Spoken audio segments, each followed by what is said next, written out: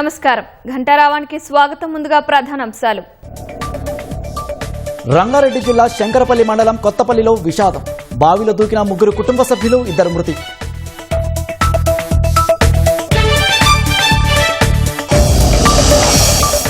ఇవాల్టి నుంచి అమల్లోకి ప్రభుత్వ ఉద్యోగుల ఆరోగ్య పథకం. సచివాలయంలో ప్రారంభించనున్న ఉప ముఖ్యమంత్రి భట్టి.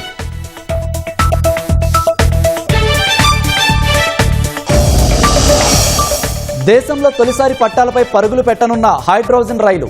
హర్యానా జింద్లో నేడు ప్రారంభించనున్న ప్రధాని మోదీ.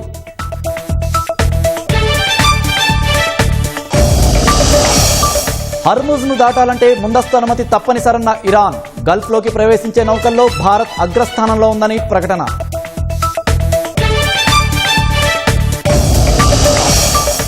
అమెరికా ఎన్నికల్లో జోక్యం చేసుకుందన్న వార్తలను ఖండించిన చైనా. ఇతర దేశాల అంతర్గత వ్యవహారాల్లో తలదూర్చబోమని బీజింగ్ ప్రకటన.